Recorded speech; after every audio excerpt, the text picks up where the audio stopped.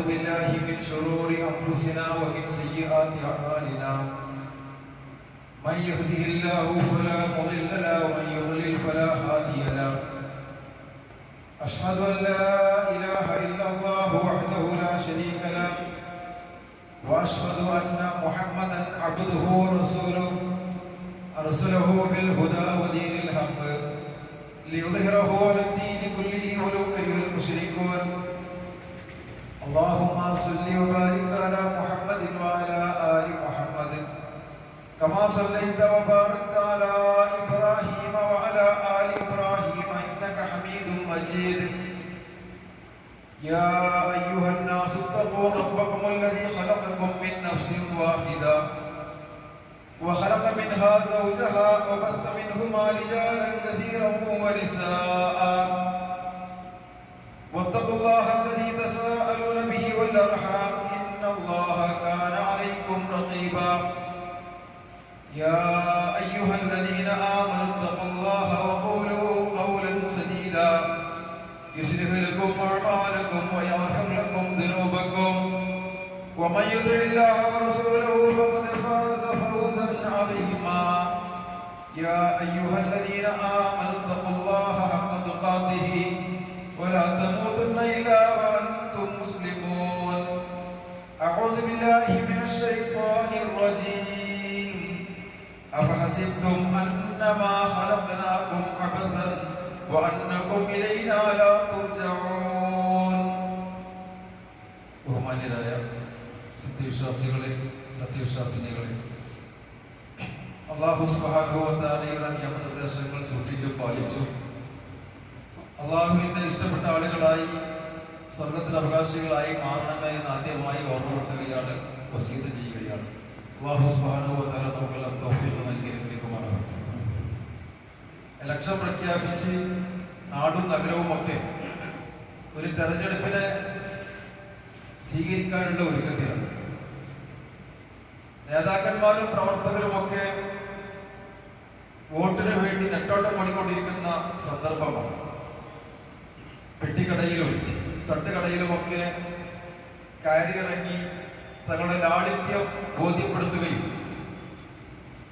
വഴിയോരങ്ങളിലൂടെ പോകുന്ന കുട്ടികളെപ്പോലും ഓമനിച്ചും താലോലിച്ചും സ്നേഹം പ്രകടിപ്പിച്ചുകൊണ്ടിരിക്കുന്ന സമയം. നേതാക്കന്മാർക്കും പ്രവർത്തകർക്കും ഒന്നും വിശ്രമിക്കാൻ സമയമില്ല. ജനിച്ചെടുത്തും മരിച്ചെടുത്തും എല്ലാം തങ്ങളുടെ സാന്നിധ്യങ്ങൾ അറിയിക്കണം, എങ്ങനെയെങ്കിലും വോട്ടുകൾ നേടണം. അതിനുള്ള തത്രപ്പാടുകളിലാണ്. എല്ലാം ആവശ്യമാണ്.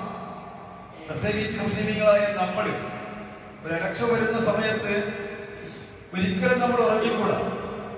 ഇലക്ഷൻ എന്ന് പറയുന്നത്, തെരഞ്ഞെടുപ്പ് എന്ന് പറയുന്നത് വളരെ വലിയൊരു പ്രക്രിയയാണ്. നമുക്കൊക്കെ അതിൽ പങ്കുണ്ട്. പ്രത്യേകിച്ച് ഇന്ത്യ രാജ്യത്ത് ജീവിക്കുന്ന മുസ്ലിമീങ്ങളെ സംബന്ധിച്ചിടത്തോളം ഇന്ന് മുസ്ലിമീങ്ങൾ വളരെ ഭീഷണി നേരിട്ടുകൊണ്ടിരിക്കുന്ന ഒരു ഘട്ടമാണ്. SIR, അതുപോലെ വോട്ടർ പട്ടിക, ആധാർ, ഐഡന്റിറ്റി കാർഡ്, ഇതുപോലുള്ള ഡോക്യുമെന്റ്സുകളൊക്കെ നമ്മുടെ ഭാഗത്ത് നിന്നുള്ള ഒരു വീഴ്ച കാരണത്താൽ ഒന്നും നമുക്ക് ഇല്ലാതായി പോകരുത്. വളരെ ജാഗ്രതയോടുകൂടി കാര്യങ്ങൾ അതിൻ്റെതായ ഗൗരവത്തോടുകൂടി മനസ്സിലാക്കി, പ്രത്യേകിച്ച് ഇലക്ഷൻ വരുന്ന സമയത്ത് നമ്മുടെ വോട്ട് അത് വളരെ വിലപ്പെട്ടൊരു വോട്ടാണ്. ഇസ്ലാമിനും മുസ്ലിമീങ്ങൾക്കും അനുയോജ്യമായ രീതിയിൽ നമുക്ക് യഥാർത്ഥ വിശ്വാസികളായിക്കൊണ്ട് പരസ്പരം സ്നേഹത്തോടെ സഹോദര്യത്തോടെ ഈ രാജ്യത്ത് ജീവിക്കാൻ ആവശ്യമായ ഒരു സംവിധാനങ്ങളൊക്കെ ഒരുക്കുക, അതിന്റെ ഭാഗമാക്കുക. അതൊക്കെ നമ്മുടെ ദീനിന്റെ ഭാഗമാണ്. രാഷ്ട്രീയം എന്ന് പറഞ്ഞാൽ അത് പ്രത്യേകം ഒരു വിഭാഗത്തിന്റെ കാര്യമല്ല. ഓരോ മുസ്ലിമിനും അതിന് ബാധ്യതകളുണ്ട്. കടമകൾ നിർവഹിക്കണം, ബാധ്യതകൾ നിർവഹിക്കണം. പ്രവർത്തിക്കേണ്ട സമയത്ത് ഇറങ്ങി പ്രവർത്തിക്കണം. അങ്ങനെ ഇസ്ലാമിനും മുസ്ലിമീങ്ങൾക്കും വിരുദ്ധമായ അവരുടെ സുഖ സൗകര്യങ്ങൾക്ക് അസൂയകൾ കാണിക്കുന്ന ആളുകൾക്ക് ഒരിക്കലും അവരൊരിക്കലും അധികാരത്തിൽ വന്നുകൂടാ. ഇസ്ലാമിന്റെ ശത്രുക്കളിൽ, മുസ്ലിമീങ്ങളുടെ ശത്രുക്കളിൽ അവർക്ക് അധികാരത്തിൽ വന്നു കഴിഞ്ഞാൽ അത് ഇസ്ലാമിനും മുസ്ലിമീങ്ങൾക്കും വലിയ ദോഷമാണ്. അതുകൊണ്ട് തന്നെ നമ്മുടെ പങ്കാളിത്തം നമ്മൾ വളരെ വ്യക്തമായും കൃത്യമായും അറിഞ്ഞും മനസ്സിലാക്കിയും ഒക്കെ പ്രവർത്തിക്കേണ്ട ഒരു സമയമാണ്. പ്രത്യേകിച്ച് ഒരു സ്ഥാനാർത്ഥി നോമിനേഷൻ ഒക്കെ കൊടുത്തു കഴിഞ്ഞാൽ എത്രത്തോളം വോട്ടുകൾ കിട്ടാൻ സാധിക്കുമോ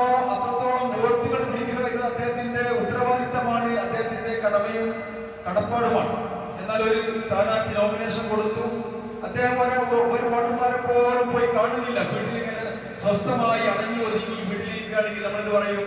അയാളെന്തിനാ നോമിനേഷൻ കൊടുത്തത്? അയാളെന്തിനാ മത്സരിക്കുന്നത്? അയാളത്തെ ഇറങ്ങി പ്രവർത്തിക്കാത്തത് എന്നൊക്കെ ചോദിക്കൂ, അല്ലേ? അപ്പോ ഒരു വിഷയത്തിലേക്ക് ഇറങ്ങി പുറപ്പെടുമ്പോൾ അതിനുവേണ്ടി പ്രവർത്തിക്കുക, പ്രാർത്ഥിക്കുക, പരിശ്രമിക്കുക, ഇതൊക്കെ നമ്മൾ ചെയ്യേണ്ട കാര്യങ്ങളാണ്. അതോടൊപ്പം ശാന്തമായി നമ്മൾ ഓരോരുത്തരും നമ്മുടെ നെഞ്ചത്ത് കൈവച്ചുകൊണ്ട് നമ്മൾ ചിന്തിക്കേണ്ട ഒരു വലിയൊരു യാഥാർത്ഥ്യമുണ്ട്. മനുഷ്യരായ നമ്മളൊക്കെ ഒരു വലിയ പരീക്ഷ, ഒരു ഇലക്ഷൻ നേരിട്ടുകൊണ്ടിരിക്കുകയാണ്. ഏറ്റവും വലിയ വിധി നിർണായക പരീക്ഷയാണ്. നമുക്ക് സ്വർഗം വേണോ അതല്ല നരകം വേണോ? ഇത് തീരുമാനിക്കുന്നത് നമ്മൾ ഓരോരുത്തരുമാണ്. അതൊരു വലിയ ഇലക്ഷനാണ്, തെരഞ്ഞെടുപ്പാണ്. തീരുമാനിക്കാൻ നമുക്ക് സ്വാതന്ത്ര്യമുണ്ട്, തിരഞ്ഞെടുക്കാൻ നമുക്ക് അവകാശമുണ്ട്. അല്ലാഹു സുബ്ഹാനഹു വ തആല നൽകിയിരിക്കുന്ന ബുദ്ധിയും കഴിവും ആരോഗ്യവും സമയവും എല്ലാം വെച്ചുകൊണ്ട് നമുക്ക് തിരഞ്ഞെടുക്കാം, എനിക്ക് സ്വർഗം വേണോ നരകം വേണോ. അത്തരത്തിലുള്ള ഒരു പരീക്ഷ എഴുതിക്കൊണ്ടിരിക്കുന്ന വിദ്യാർത്ഥികളാണ് ലോകത്തുള്ള മുഴുവൻ മനുഷ്യരും എന്നുള്ള ഒരു സത്യം നമ്മൾ തിരിച്ചറിയുന്നില്ല.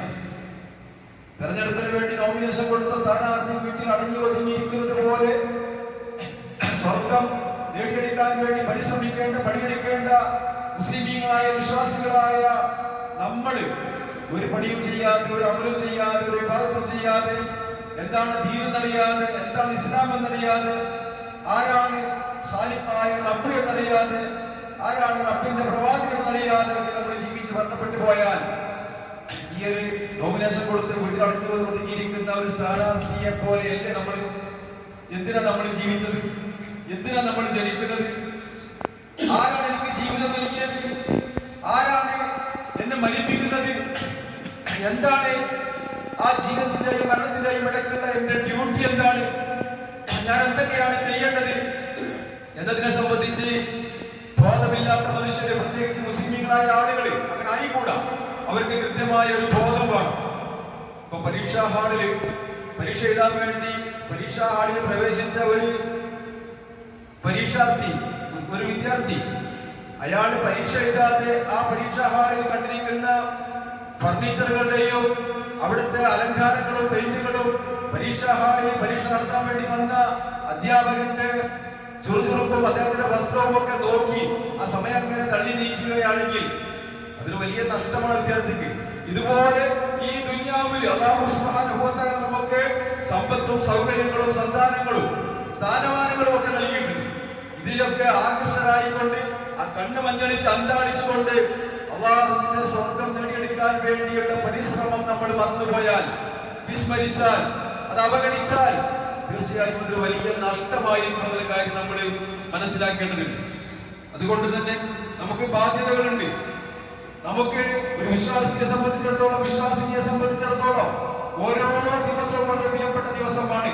ഇതുപോലെ ഒരു സ്ഥാനാർത്ഥി ഇലക്ഷൻ വരെ അടങ്ങി ഒതുങ്ങിയിരിക്കാത്തത് പോലെ, അയാൾ ഒരു വോട്ട് കിട്ടട്ടെ എന്ന് ആഗ്രഹിച്ചുകൊണ്ട് ഇറങ്ങി ഓടുന്നത് പോലെ, ഓരോ വിശ്വാസിയും വിശ്വാസിനിയും താൻ ചെയ്തിരിക്കുന്ന പാപങ്ങൾ പുറത്തുകൊണ്ട് അള്ളാഹു ഇഷ്ടപ്പെട്ട ആളുകളായി അള്ളാഹുവിനെ കണ്ടുമുട്ടണം, അള്ളാഹുവിന്റെ സ്വർഗം എനിക്ക് ഉറപ്പായും ലഭിക്കണമെന്ന വിശ്വാസത്തോടുകൂടി പണിയെടുക്കേണ്ട ആളുകളാണ്, പ്രവർത്തിക്കേണ്ട ആളുകളാണ്. അവരാണ് വിശ്വാസികൾ. അവരാണ് യഥാർത്ഥ ജീവിതം അറിഞ്ഞ ആളുകൾ, അനുഭവിച്ച ആളുകൾ. അള്ളാഹുവിന്റെ പ്രവാചകനോട് ചോദിച്ചു, പ്രവാചകനെ ഏറ്റവും നല്ല മനുഷ്യരാരാണ്? ലോകത്ത് ഒരുപാട് മനുഷ്യരുണ്ടല്ലോ, ഏറ്റവും നല്ല മനുഷ്യൻ ആരാണ് പ്രവാചകരെ? പ്രവാചകൻ പറഞ്ഞു, അല്ലാഹു സുബ്ഹാനഹു വ തആല ഒരുപാട് കാലം ജീവിക്കാൻ അവസരം കൊടുത്തു, ദീർഘായുസ് കൊടുത്തു. എന്നിട്ട് ആ ആയുസ് മുഴുവനും അദ്ദേഹം അമൽ സ്വാലിഹാത്തുകളും സൽക്കർമ്മങ്ങളും പ്രവർത്തിക്കാനും അയാൾക്ക് തൗഫീഖ് കിട്ടിയെങ്കിൽ അയാളാണ് ലോകത്തുള്ള ഏറ്റവും വലിയ ഭാഗ്യവാൻ, ഏറ്റവും നല്ല മനുഷ്യൻ, മനുഷ്യരുടെ കൂട്ടത്തിൽ ഏറ്റവും ഉത്തമൻ അയാളാണെന്ന് പ്രവാചകൻ സല്ലല്ലാഹു അലൈഹി വസല്ലം പറഞ്ഞു. അതേസമയത്ത് ഏറ്റവും മോശപ്പെട്ട മനുഷ്യൻ, മനുഷ്യരുടെ കൂട്ടത്തിൽ ഏറ്റവും ഹതഭാഗ്യൻ, ശർദായ മോശപ്പെട്ട വ്യക്തി ആരാണ്? പ്രവാചകരെ. പ്രവാചകൻ പറഞ്ഞു, ഒരുപാട് കാലം ജീവിക്കാൻ അല്ലാഹു തആല തൗഫീഖ് നൽകി. പക്ഷേ ജീവിതകാലത്തൊന്നും അമൽ സ്വാലിഹാത്തുകളോ സൽക്കർമ്മങ്ങളോ ചെയ്യാൻ അദ്ദേഹത്തിന് സാധിച്ചിട്ടില്ല. അദ്ദേഹം അവഗണിച്ചു. അതിനെ മറന്നു കളഞ്ഞു, അതിനെ വിസ്മരിച്ചു. അങ്ങനെ ഒരുപാട് കാലം അമൽ സ്വാലിഹാത്തുകൾ ചെയ്യാൻ സാധിക്കാതെ ഈ ഭൂമുഖത്ത് ജീവിച്ച മനുഷ്യൻ, അയാളാണ് ഏറ്റവും മോശപ്പെട്ട മനുഷ്യനെന്ന്. സഹോദരന്മാരെ, സഹോദരിമാരെ, നമുക്ക് ബാധ്യതകളുണ്ട്, കടമകളുണ്ട്. ഒരുപാട് വർഷങ്ങളോളം അല്ലാഹുവിന്റെ അനുഗ്രഹങ്ങൾ അനുഭവിച്ചുകൊണ്ട്, അത് ആസ്വദിച്ചുകൊണ്ട് ഈ ഭൂമിയിൽ നമ്മൾ ജീവിക്കുമ്പോൾ അല്ലാഹുവിനെ അറിയാതെ നമ്മൾ മരണപ്പെട്ടു പോകാൻ പാടില്ല. സ്വർഗം ഉറപ്പുവരുത്താതെ നമ്മൾ മരണപ്പെട്ടു പോകാൻ പാടില്ല. നോക്കൂ നിങ്ങൾ, രാവിലെ 7 മണിക്ക് തുടങ്ങി വൈകുന്നേരം 6 മണിക്ക് അവസാനിക്കുന്ന ഒരു 10-11 മണിക്കൂർ നേരത്തേക്കുള്ള ഒരു ഇലക്ഷന് വേണ്ടിയിട്ടാണ് ദിവസങ്ങളോളം മാസങ്ങളോളം ആളുകൾ അധ്വാനിച്ചുകൊണ്ടിരിക്കുന്നത്. അല്ലേ? നമ്മൾ അധ്വാനിക്കണം. കാരണം എന്താ? അതിൽ വിജയിക്കണം, ജയിക്കണം. അതാണ് നമ്മുടെ ലക്ഷ്യം. പക്ഷേ നമ്മുടെ ജീവിതം എന്ന് പറയുന്നത് 11 മണിക്കൂറല്ല, അത് 11 ദിവസമല്ല, അത് 11 മാസമല്ല സഹോദരന്മാരെ, 11 വർഷവുമല്ല. 50, 60, 70 ഒക്കെ വയസ്സ് അല്ലാഹു സുബ്ഹാനഹു വ തആല ഈ ഭൂമിയിൽ നമുക്ക് ജീവിക്കാൻ അവസരം നൽകിയാൽ, ആ ഭൂമിയിൽ നമ്മൾ അല്ലാഹുവിനെ അല്ലാഹുവിനെ അറിയാതെ, മനസ്സിലാക്കാതെ, അല്ലാഹു കൊടുക്കുന്ന ഇബാദത്തുകൾ അല്ലാഹു കൊടുക്കാതെ ഈ ഭൂമിയിൽ മരണപ്പെട്ടു പോയാൽ എന്ത് മറുപടിയാണ് നമുക്ക് പറയാൻ സാധിക്കുക? ഇലക്ഷൻ വരുമ്പോൾ നമുക്കറിയാം നമ്മുടെ സ്ഥാനാർത്ഥി ആരാണ്, അയാളുടെ ചരിത്രങ്ങൾ എന്താണ്, നമ്മുടെ ശത്രു സ്ഥാനാർത്ഥി ആരാണ്, എന്താണ് അയാളുടെ ചരിത്രങ്ങൾ എന്നതൊക്കെ കൃത്യമായി നമ്മൾ പഠിക്കുന്നുണ്ട്, മനസ്സിലാക്കുന്നുണ്ട്. വ്യാപാരം എന്താണെന്ന് നമുക്കറിയാം, വ്യവസായം എന്താണെന്ന് അറിയാം, അതുപോലെ തന്നെ രാഷ്ട്രീയം എന്താണെന്ന് അറിയാം, എല്ലാ മേഖലകളും നമുക്കറിയാം. പക്ഷെ ദീന് മാത്രം നമുക്ക് അറിഞ്ഞുകൂടാ എന്ന് അല്ലാഹു പറയാൻ പറ്റുമോ? പറ്റൂല. അതുകൊണ്ട് തന്നെ അല്ലാഹു സുബ്ഹാനഹു വ തആല ലോക മനുഷ്യർക്ക് ഹിദായത്തിന്റെ ഗ്രന്ഥമായി നൽകിയിരിക്കുന്ന വിശുദ്ധ ഖുർആൻ 6236 ആയത്തുകൾ സഹോദരന്മാരെ നമ്മൾ പഠിക്കണം, നമ്മൾ മനസ്സിലാക്കണം. പ്രവാചകൻ സ്വല്ലല്ലാഹു അലൈഹി വസല്ലമ 23 വർഷക്കാലം ജീവിച്ച് മാതൃക കാണിച്ചു തന്ന പ്രവാചകന്റെ ജീവിതക്രമങ്ങള്, പ്രവാചകന്റെ വാക്കുകള്, പ്രവാചകന്റെ പ്രവർത്തനങ്ങള്, പ്രവാചകന്റെ അംഗീകാരങ്ങള് ഹദീസ് ഗ്രന്ഥങ്ങളിൽ രേഖപ്പെട്ട് കിടക്കുകയാണ്. എല്ലാം നമ്മൾ അറിയണം, നമ്മൾ മനസ്സിലാക്കണം.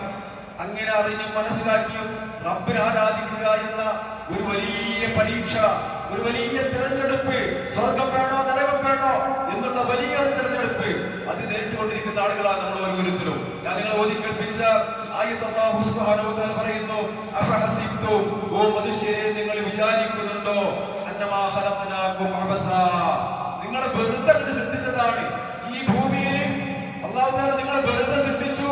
കണ്ണും കാതും മൂക്കും പൊതിയും കൈകാലുകളും ആരോഗ്യവും എല്ലാവിധ സുഖ സൗകര്യങ്ങളും നൽകി അല്ലാഹു വെറുതെ മരിപ്പിച്ചു കളയുകയാണോ? അങ്ങനെ നിങ്ങൾക്ക് തോന്നുന്നുണ്ടോ?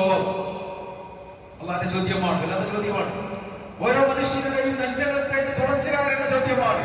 അഫഹസിബതും അന്നമാ ഖലഖനാകും അബസാ, ഓ മനുഷ്യ, നിന്നെ വെറുതെ അല്ലാഹു സൃഷ്ടിച്ചതാണെന്ന് നീ വിചാരിക്കുന്നുണ്ടോ? വഅന്നകും ഇലൈനാ ലാ തുർജഊൻ, അല്ലാഹുവിലേക്ക് നിന്നെ വീണ്ടും മടക്കുകയില്ല എന്നും നീ വിചാരിക്കുന്നുണ്ടോ? ഈ ജീവിതത്തിന് ശേഷം വീണ്ടും അല്ലാഹുവിന്റെ കോടതിയിൽ, അല്ലാഹുവിന്റെ സന്നിധിയിൽ നിന്നെ കൊണ്ടുവരില്ല എന്ന് നീ വിചാരിക്കുന്നുണ്ടോ? അല്ലാഹു വീണ്ടും ചോദിക്കുന്നു, അയഹ്സബുൽ ഇൻസാനു അയ്യുത്രക സുദാ, ഓ മനുഷ്യ, നിന്നെ വെറുതെ വിട്ടുവെച്ച് കളയുമെന്ന് നീ വിചാരിക്കുന്നുണ്ടോ? സുമ്മ ഇന്നകും ബഅദ ദാലികൽ മയ്യിതൂൻ, മനുഷ്യരെ നാം അറിയണം, നമ്മൾ ജീവിതത്തിന് ശേഷം തീർച്ചയായും നമ്മൾ മരണപ്പെട്ടു പോകും. ആ മരണത്തിന് ശേഷം ഖിയാമത്ത് നാളിൽ വീണ്ടും നിങ്ങളെ ഞാൻ ഉയർത്തെഴുന്നേൽപ്പിക്കും, അതിൽ യാതൊരു സംശയവും നിങ്ങൾക്ക് വേണ്ട എന്ന് പറയുമ്പോൾ, സഹോദരന്മാരെ, സഹോദരിമാരെ, വിശ്വാസികളെ, നമ്മുടെ ജീവിതം എന്ന് പറയുന്നത് ഒരു വലിയ പരീക്ഷണമാണ്, ഒരു വലിയ പരീക്ഷയാണ്, ഒരു വലിയ തെരഞ്ഞെടുപ്പാണ്.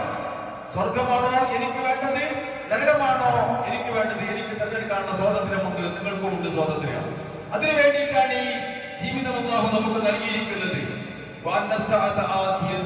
അത് അടുത്ത് വരും, ആ സമയം എപ്പോഴും പറയാൻ പറ്റില്ല, അത് വളരെ അടുത്താണ്. അതിന് യാതൊരു സംശയവും വേണ്ട. മരണാനന്തരം ഖബറിലുള്ള മുഴുവൻ ആളുകളെയും ഉയർത്തെഴുന്നേൽപ്പിക്കുന്നവരാണ്. സുബ്ഹാനല്ലാഹ്. മഹാനായ അബൂൽ ബശർ ആദം അലൈഹിസ്സലാത്തു വസ്സലാം മുതൽ ലോകാവസാനം വരെയുള്ള മുഴുവൻ മനുഷ്യരെയും ഖബറിൽ അല്ലാഹു ഉയർത്തെഴുന്നേൽപ്പിക്കും, മഹ്ശറ ലോകത്ത് കൊണ്ടുവരും. എന്നിട്ട് ഈ ഭൂമി എത്രത്തോളം കാലം ജീവിച്ചുവോ ആ കാലം അത്രയുമുള്ള കണക്കുകൾ നമ്മൾ ബോധിപ്പിക്കേണ്ടി വരും. നമ്മൾ നമ്മൾ കണ്ണുകൾ കൊണ്ട് കണ്ടതും കാതുകൾ കൊണ്ട് കേട്ടതും നാവ് കൊണ്ട് സംസാരിച്ചതും മനസ്സുകൊണ്ട് വിചാരിച്ചതും കൈകാലുകൾ കൊണ്ട് ചലിച്ചതും തുടങ്ങിയ മുഴുവൻ കാര്യങ്ങളും നാളെ പരലോകത്ത് ഹാജരാക്കുന്നതാണ്. അതിനു വേണ്ടിയിട്ടുള്ള ഒരു പരീക്ഷണമാണ്, ഒരു തെരഞ്ഞെടുപ്പാണ് ഈ ജീവിതം. എന്തിനു വേണ്ടി ജീവിപ്പിച്ചു, എന്തിനു വേണ്ടി മരിപ്പിക്കുന്നു എന്ന് ചോദിക്കുന്നതിന്റെ ഉത്തരം അല്ലാഹു പറയുന്നു, നിങ്ങളെ ജീവിപ്പിക്കുന്നതും മരിപ്പിക്കുന്നതും അല്ലാഹുവാണ്. അത് നിങ്ങളെ പരീക്ഷിക്കാൻ വേണ്ടിയാണ്. ആ ജീവിതത്തിന്റെ ജനനത്തിന്റെയും മരണത്തിന്റെയും ഇടയിലുള്ള ജീവിതമുണ്ടല്ലോ, കുറച്ചു കാലത്തെ ജീവിതം, അത് നിങ്ങളെ പരീക്ഷിക്കാനാണ്. നിങ്ങളെ പരീക്ഷിക്കാനാ. എന്തെല്ലാം പരീക്ഷണമാണ്? എന്ത് പരീക്ഷണം? ജീവിതം മുതൽ ജനിച്ചത് മുതൽ മരണം വരെ പരീക്ഷണമാണ്. എന്താ പരീക്ഷണം? അയ്യക്കും നിങ്ങളിൽ ഏറ്റവും നല്ല പ്രവർത്തനം കാഴ്ചവെക്കുന്നവർ ആരാണെന്നറിയാൻ അള്ളാഹുവിന്റെയും പ്രവാചകന്റെയും നിയമനിർദ്ദേശങ്ങൾ മനസ്സിലാക്കി, അഥവാ ഖുർആനും ഹദീസും പഠിച്ചും മനസ്സിലാക്കിയോ ആരാണ് അള്ളാഹുവിന്റെ ഇഷ്ടദാസന്മാരായി ഭൂമിയിൽ ജീവിക്കുന്നത് എന്ന് നമ്മുടെ ജീവിതത്തിലൂടെ അല്ലാഹു സുബ്ഹാനഹു വ തആല പരീക്ഷിച്ചുകൊണ്ട് നമ്മളെ ബോധ്യപ്പെടുത്തുകയാണ്. എന്ന് മാത്രമല്ല, നാം ജീവിച്ച മുഴുവൻ ജീവിതങ്ങളും, നാം സംസാരിച്ച മുഴുവൻ സംസാരങ്ങളും, നാം കണ്ടിരിക്കുന്ന മുഴുവൻ കാഴ്ചകളും, നാം കേട്ടിരിക്കുന്ന മുഴുവൻ കേൾവികളും എല്ലാം രേഖപ്പെടുത്തിയ ഒരു ഗ്രന്ഥം അതാ നാളെ പരലോകത്ത് നമുക്ക് നൽകുകയാണ്. ആ ഗ്രന്ഥം വലതു കൈ കൊടുക്കുന്ന ആളുകള് അവർ സന്തോഷവാന്മാരാണ്. എന്നാൽ ഇടത് കൈയത് വാങ്ങാൻ അവസരം കിട്ടിയ ആളുകള് അവർ ഹതഭാഗ്യവാന്മാരാണ്, അവർ നിർഭാഗ്യവാന്മാരാണ്. എന്നിട്ട് അവർ പറയും, ഇടത് കൈയിൽ ഗ്രന്ഥം കിട്ടിയ ആളുകൾ പറയും, വല്ലാത്ത ഗ്രന്ഥമാണല്ലോ ഇത്.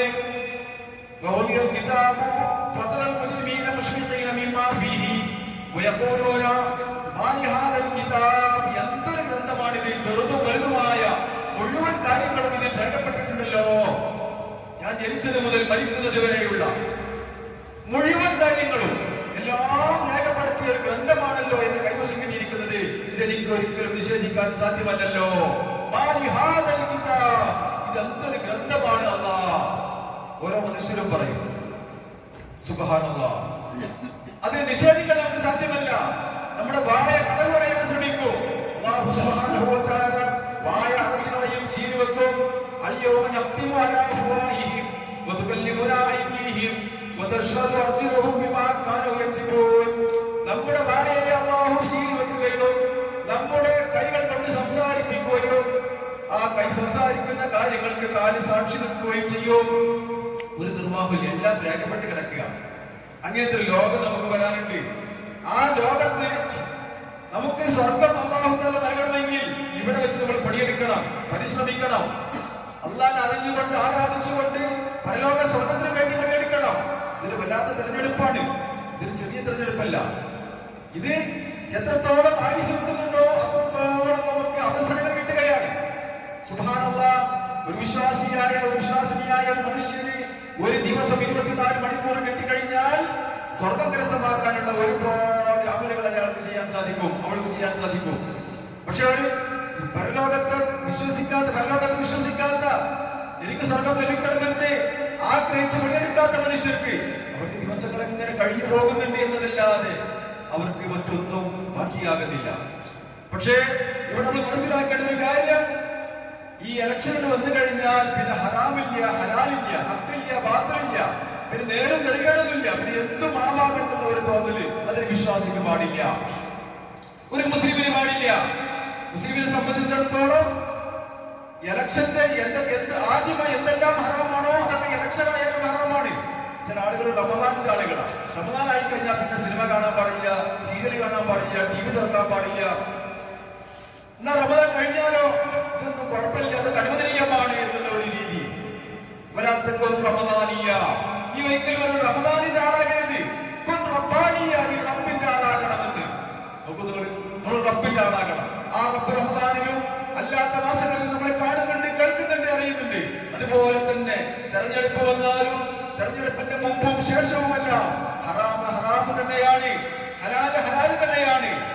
ടിവിന്റെ മുമ്പിൽ ഇങ്ങനെ കണ്ണും കാതും ഒക്കെ കോർപ്പിച്ച് നമ്മളിങ്ങനെ ഭജനമിരിക്കുമ്പോ പലപ്പോഴും പല വാർത്തകൾ കേൾക്കുമ്പോ നമ്മൾ പലതിനെയും അറിഞ്ഞും അറിയാതെയും ഒക്കെ ന്യായീകരിക്കുകയും അതിനുവേണ്ടി വാദിക്കുകയും ഒക്കെ ചെയ്യുന്ന ഒരവസ്ഥ, പല ദൈവത്തുകളും നമീമത്തുകളും ഒക്കെ. സമയം പോകുന്ന നമ്മൾ അറിയുന്നില്ല. ദൂരത്തിന്റെയും ധിക്കാരത്തിന്റെയും ഒക്കെ പര്യായമായിക്കൊണ്ട് ഈ ഇലക്ഷന്റെ സമയം മാറിക്കൊണ്ടിരിക്കുന്നു എന്ന് പറയുമ്പോ നമ്മൾ ഗൗരവത്തോടു കൂടി മനസ്സിലാക്കണം. ചില ആളുകൾക്ക് ഇലക്ഷൻ വന്നു കഴിഞ്ഞാൽ പിന്നെ കുടുംബമില്ല, ഭാര്യയില്ല, മക്കളില്ല, വീട്ടിലെ കാര്യങ്ങളൊന്നും ചിന്തിക്കൂല. പ്രായത്തിന്റെ മാതാപിതാക്കൾ ഉണ്ടാകും, അവരൊന്നും പരിഗണിക്കൂല.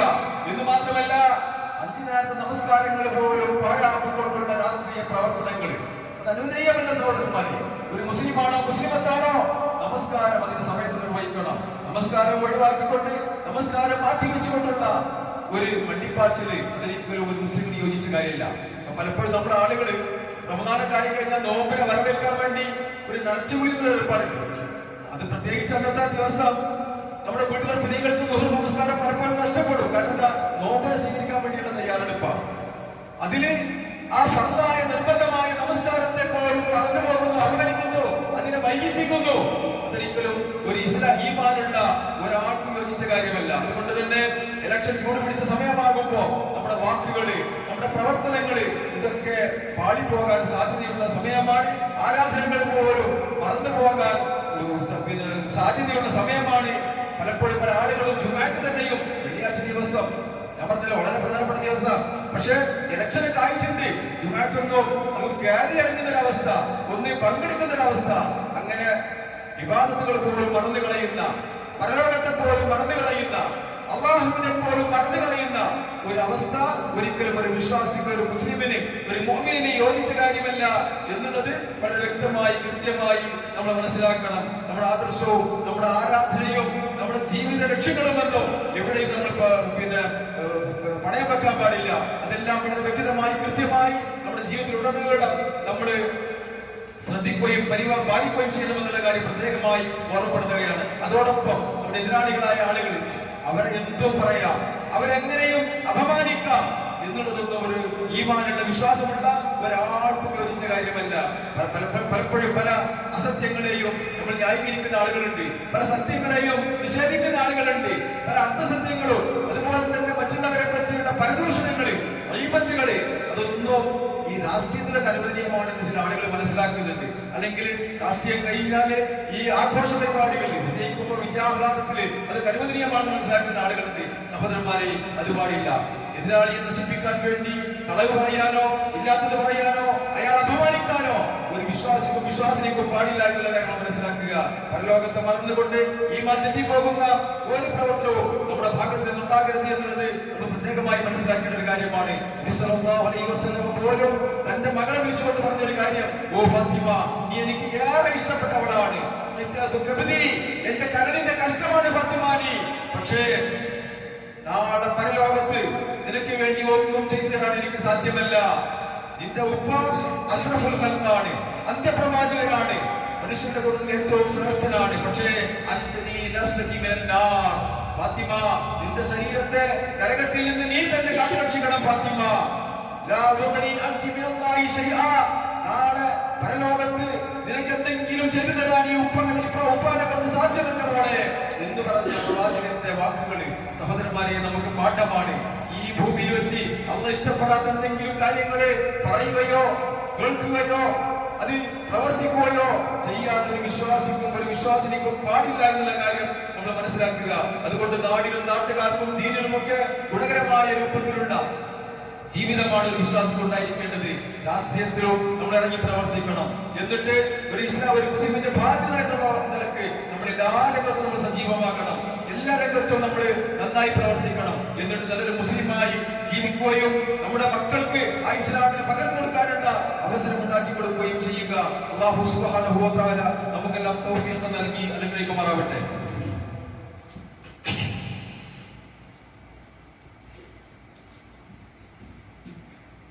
അൽഹംദുലില്ലാഹ് വസ്സലാത്തു വസ്സലാമു അലാ റസൂലില്ലാഹ് വഅലാ ആലിഹി വസഹ്ബിഹി അജ്മഈൻ. അമ്മാ ബഅദ് തഖുല്ലാഹ ഇബാദല്ലാഹ്.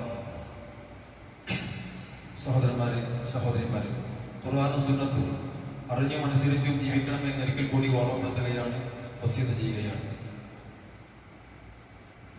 ഇലക്ഷന്റെ സമയമൊക്കെ കഴിഞ്ഞാൽ പലപ്പോഴും ആളുകൾ പണം വാരി വിതറി ചെലവാക്കുന്നത് കാണാം. ആവശ്യത്തിനൊക്കെ ചെലവാക്കണം. പക്ഷെ നമ്മൾ ചെലവാക്കുന്നത് ധൂർത്തിനാകരുത്, ആഭാസങ്ങൾക്കാകരുത്, ആളുകളെ കാണിക്കാനുമാകരുത്. അതൊക്കെ അല്ലാഹുവിന്റെ അടുക്കൽ പ്രതിഫലം ലഭിക്കണമെന്ന ആഗ്രഹത്തോടു കൂടി, ദീനിന് ഗുണകരമായി തീരണമെന്ന ആഗ്രഹത്തോടു കൂടി നമ്മൾ സമ്പത്ത് ചെലവഴിക്കുക, സദഖകൾ ചെയ്യുക, അതുപോലെ തന്നെ ഇറങ്ങി പ്രവർത്തിക്കുക. നമ്മുടെ സമയവും നമ്മുടെ ഊർജവും നമ്മുടെ ആരോഗ്യവും ഒക്കെ നമ്മൾ ആ വഴിക്ക് ചെലവഴിക്കുമ്പോൾ അതൊക്കെ ഒരു പുണ്യകർമ്മമായി മാറും. തീർച്ചയായും ജനങ്ങൾക്ക് ഉപകാരമുള്ള കാര്യങ്ങൾ പ്രവർത്തിക്കുക എന്നത് വലിയ പുണ്യമുള്ള കാര്യമാണ്. ജനങ്ങൾക്ക് വേണ്ടി ഓടിച്ചാടി നടന്ന് പ്രവർത്തിക്കുക, പാവപ്പെട്ട ആളുകളുടെ കാര്യങ്ങള്, വിധവകളുടെ കാര്യങ്ങള്, യതീമുകളുടെ കാര്യങ്ങള്, ഫഖീർമാരുടെ കാര്യങ്ങള്, രോഗികളുടെ കാര്യങ്ങള്, അതിലൊക്കെ ഒരു ജാഗ്രത കാണിക്കുക, അതിലൊക്കെ ഇറങ്ങി അവരെ സഹായിക്കുക, അതൊക്കെ വലിയ പുണ്യമുള്ള കാര്യമാണ്. അല്ലാഹുവിന്റെ പ്രവാചകൻ സല്ലല്ലാഹു അലൈഹി വസല്ലം പറഞ്ഞു, എന്റെ പള്ളിയിൽ അഥവാ മദീന പള്ളിയിൽ ഒരു മാസം ഇരിക്കുന്നതിനേക്കാൾ പുണ്യമാണ് ഈ പാവപ്പെട്ട ആളുകൾക്ക് വേണ്ടി, വിധവകൾക്കും മിസ്കീന്മാർക്കും ഒക്കെ വേണ്ടി ഇറങ്ങി പ്രവർത്തിക്കുക, പാവപ്പെട്ടവരുടെ പ്രയാസങ്ങൾ നീക്കിക്കൊടുക്കുക. അത് വലിയ പുണ്യമുള്ള കാര്യമാണ്. പ്രവാചകൻ ഒരിക്കൽ പറഞ്ഞു, വിധവകൾക്കും മിസ്കീന്മാർക്കും വേണ്ടി പ്രവർത്തിക്കുന്നവൻ, അവർക്ക് താങ്ങും തണലുമായി പ്രവർത്തിക്കുന്നവൻ കൽമുജാഹിദി ഫീ സബീലില്ലാഹ്, അല്ലാഹുവിന്റെ മാർഗ്ഗത്തിൽ ജിഹാദ് ചെയ്യുന്നവനെ പോലെയാണ്. രാത്രി മുഴുവൻ നമസ്കരിക്കുന്നവരെ പോലെയും പകൽ നോമ്പെടുക്കുന്നവരെ പോലെയുമാണ്. അത്രയും പുണ്യമുള്ള കാര്യമാണ് മറ്റുള്ള ആളുകൾക്ക് സേവനം ചെയ്തു കൊടുക്കുക, അവർക്ക് ഉപകാരം ചെയ്തു കൊടുക്കുക. പ്രത്യേകിച്ച് ആരാരുമില്ലാത്ത ആളുകൾക്ക് അവരുടെ പ്രയാസങ്ങൾ നീക്കാൻ വേണ്ടി ഓടിച്ചാടി പ്രവർത്തിക്കുക, അതൊക്കെ വലിയ പുണ്യമുള്ള കാര്യമാണ്.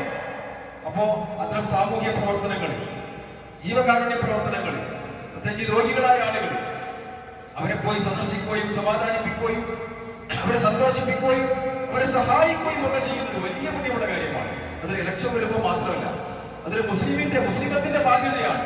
അതുകൊണ്ട് തന്നെ നമ്മുടെ ബാധ്യതകൾ നമ്മൾ നിർവഹിക്കുക, നമ്മൾ അതിനു വേണ്ടി സമയം നമ്മൾ നീക്കിവെക്കുക.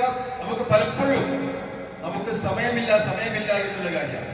ഇപ്പൊ ദീൻ പഠിക്കാൻ, ഖുർആൻ കേൾക്കാൻ, അല്ലെങ്കിൽ ഇപ്പൊ ഖുതുബ അതൊക്കെ കേൾക്കാൻ നമുക്ക് അതിനുള്ള അവസരമില്ല, മനസ്സില്ല, സമയം ഇങ്ങനെ നമ്മൾ അനുവദിക്കുന്നില്ല. അതിന് മാത്രം ശൈത്താൻ നമ്മളെങ്ങനെ വരിഞ്ഞു കൊടുത്തിക്കൊണ്ടിരിക്കുക. സഹോദരന്മാരെ, നമ്മൾ ദീനി പഠനം കൃത്യേറെ എന്നോണം ദീനി പഠനം ഉണ്ടാകണം, താലീം നടത്തണം, ഖുർആൻ തദബ്ബുർ നടത്തണം, നമ്മൾ വീടുകളിൽ ഖുർആൻ പഠിക്കുന്ന ഒരു അവസരം ഉണ്ടാകണം. അങ്ങനെ ജീവിക്കുന്ന മുസ്ലിമീങ്ങളായി നമ്മൾ മാറണം, നമ്മുടെ വീടകങ്ങൾ മാറണം. നമ്മുടെ നാടിനും നാട്ടുകാർക്കും ഒക്കെ ദീന് പറഞ്ഞു കൊടുക്കാനും അവരെ കേൾപ്പിക്കാനും, പ്രത്യേകിച്ച് അമുസ്ലിമീങ്ങളായ ആളുകൾക്കൊക്കെ ഈ ഖുർആനിന്റെ സന്ദേശം, റബ്ബിന്റെ സന്ദേശം, നമ്മളെ ഈ മകളെയും ഒക്കെ ശ്രദ്ധിച്ച് പരിപാലിക്കുന്ന ഖാലിഖും റാസിഖും മാലിക്കുമായ ആ റബ്ബിന്റെ സന്ദേശം അവരെ കേൾപ്പിക്കുകയും അവരെ ഇസ്ലാമിലേക്ക് ക്ഷണിക്കുകയും ഇസ്ലാമിന്റെ സന്ദേശം അവർക്ക് പറഞ്ഞു കൊടുക്കുകയും ഒക്കെ ചെയ്യേണ്ട ബാധ്യത നമ്മൾ ഏറ്റെടുത്ത ആളുകളാണ് നമ്മൾ.